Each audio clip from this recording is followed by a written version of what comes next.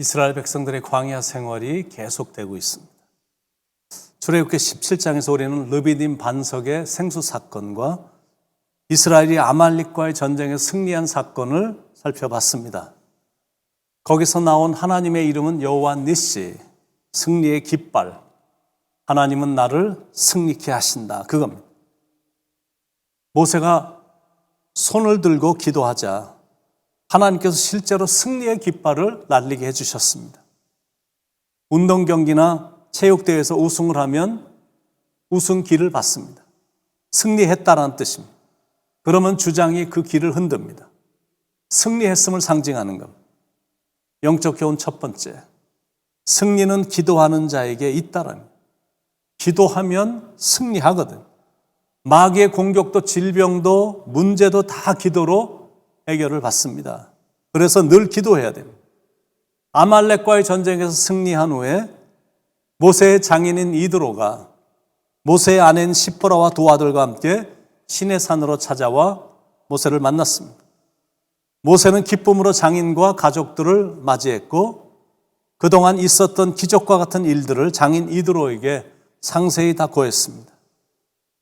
모든 간증을 다 들은 이드로는 크게 기뻐하며 하나님께 영광을 올려드렸습니다. 그리고는 같이 제사를 드리고 함께 교제의 떡을 먹으며 친교를 나누었습니다.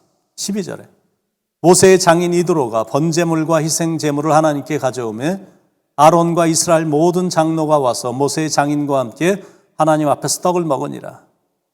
그런데 이제 모세가 아침 일찍부터 나가서 이스라엘 백성들을 통치하는 모습을 유심히 바라보게 됐는데 이렇게 쭉 바라보니까 여러 가지 이 비능률적인 일들이 있음을 보게 된 겁니다. 그래서 장인 이드로가 사위인 모세에게 조언을 해주면서 새로운 이스라엘의 행정 조직 개편과 재판 체계를 정비시켜 주는데 그 내용이 13절 이후에 쭉 나옵니다. 모세 혼자서 그 많은 일을 도맡아 하는 걸 보니까 한시도 쉴 시간이 없는 겁니다. 그건 아마 모세의 성격이 자상했기 때문일 거고 유난히 온유하고 사랑이 넘쳤기 때문에 그랬을 것입니다. 그러나 그건 분명히 비능률적이고 비효율적인 겁니다. 네가 하는 것이 옳지 못하도다. 그 많은 일을 혼자 다 할 수는 없다. 그러면서 장인 이드로가 사위인 모세에게 오랜 인생의 경험에서 나온 조언을 해주었습니다. 19절에 이제 내 말을 들으라. 내가 내게 방침을 가르치리니 하나님이 너와 함께 계실지로다. 너는 하나님 앞에서 그 백성을 위하여 그 사건들을 하나님께 가져오며 첫 번째는 백성들을 가르치라라는 겁니다. 20절 그들에게 율례와 법도를 가르쳐서 마땅히 갈 길과 할 일을 그들에게 보이고 혼자 다 하지 말고 하나님의 백성으로서 마땅히 갈 길과 할 일을 백성들에게 가르치라라는 겁니다. 두 번째는 유능한 일꾼을 뽑으라라는 겁니다. 21절에 너는 또 온 백성 가운데서 능력 있는 사람들 곧 하나님을 두려워하며 진실하며 불의한 이익을 미워하는 자를 살펴서 백성 위에 세워 천부장과 백부장과 50부장과 10부장을 삼아. 그러니까 온 백성 가운데 능력 있는 사람들을 뽑으라는. 능력 있는 사람이란 어떤 사람을 말하냐면 첫째는 하나님을 두려워하고 fear God, 그리고 진실하며 trustworthy, 불의한 이익을 미워하는 사람, men who hate dishonest gain, 그겁니다. 그런 사람을 뽑아서 천부장, 1000명을 이끄는 책임자, 100부장, 50부장, 10부장 이렇게 이제 삼게 한 겁니다. 그래서 웬만한 것들은 그들로 하여금 처리하게 하고 아주 큰 일들만 모세가 하도록 제안한 겁니다. 일을 하더라도 이렇게 능력 있게, 능률 있게 일을 해야지. 세분화가 안 되어 있으면 일은 열심히 하지만 전혀 비능률적이라 생산성이 없는 겁니다. 백성들도 기력을 잃고 자기도 체력이 떨어지고 결국 시간도 낭피하고 결국 돈도 다 잃어버리게 되는. 게다가 비능률적이면 나중에 백성들로부터 원성을 들을 가능성이 높은 겁니다. 그래서 유능한 자, 특히 하나님을 두려워하고 삶이 진실하고 강직하고 불의와 타협하지 않는 청렴결백한 성품을 소유한 자를 임명해서 일을 하도록 고언을 한 겁니다. 22절에 그들이 때를 따라 백성을 재판하게 하라. 큰 일은 모두 내게 가져갈 것이요 작은 일은 모두 그들이 스스로 재판할 것인 그리하면 그들이 너와 함께 담당할 것인즉 일이 내게 쉬우리라. 그런데 이 조직 체계가 광야에서뿐만이 아니라 가나안 정복에 있어서도 효율적인 체계를 갖추게 된 동기가 됐다라는 것. 참 좋은 행정 조직을 모세가 이번에 배우게 된 겁니다. 출애굽기 18장이 우리에게 주는 명적인 교훈 몇 가지가 있습니다. 첫 번째, 왜 여호와를 찬송하는가라는 질문 앞에 답이 나옵니다. 하나님의 구원을 듣고 보았기 때문에 그게 답입니다. 10절에 이도로가 이르되 여호와를 찬송하리로다.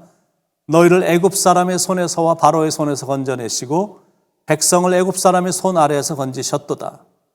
그러니까 찬양을 찬양답게 하기 위해서는 하나님의 구원을 듣고 보고 경험해야 된다는 거예요.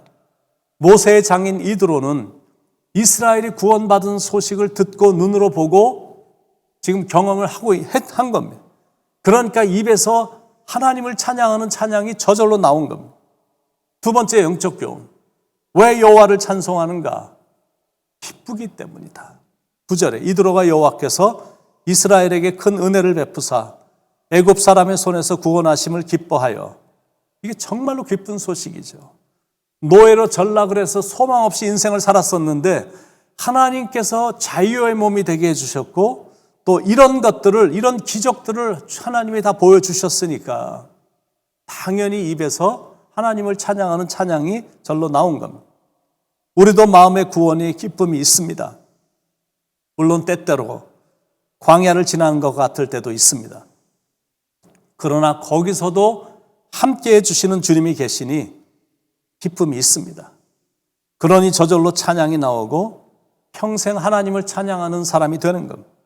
내 평생 사는 동안 주 찬양하리 여호와 하나님을 찬양하리 주님을 묵상함이 즐겁도다 내 영혼 주 안에서 참 기쁘리. 기쁘니까 여호와 하나님을 찬양하는 것. 세 번째 영적 교훈. 찬송이 가져온 결과는 무엇인가? 아름다운 교제입니다. 12절에 모세의 장인 이드로가 번제물과 희생제물들을 하나님께 가져오매 아론과 이스라엘 모든 장로가 와서 모세의 장인과 함께 하나님 앞에서 떡을 먹으니라. 찬송을 하면 사람의 마음이 열리면서 자연스럽게 교제가 됩니다. 회의 장소나 냉랭한 장소에는 찬양이 없잖아요. 찬양이 없으니까 회의석상이나 이렇게 심각한 곳에서는 얼굴이 항상 이렇게 굳어 있습니다. 반면에 찬양이 있는 곳엔 사랑이 넘치고 분위기가 따뜻합니다. 그래서 교회는 찬양이 살아서 넘쳐야 되는 거예요. 입술만의 찬양이 아니라 마음의 찬양, 하늘의 보좌를 움직이는 찬양이 회복되어야 된다는 거예요. 찬송은 마음 문을 열게 하고 기도는 하늘 문을 열게 합니다. 그러니까 찬양과 기도만 있으면 우리는 열린 마음으로 모든 사람들의 마음 문을 열게 할 수 있고 하늘 문도 열 수 있습니다. 네 번째 영적 교훈입니다. 지도자의 자질. 이 지도자의 자격은 대체 무엇일까? 첫째, 하나님을 두려워하고, 두 번째, 진실무망하고, 세 번째, 불의한 이익을 미워하는 것. 이런 사람들을 지도자로 세우라는 것. 이게 굉장히 중요한 말입니다.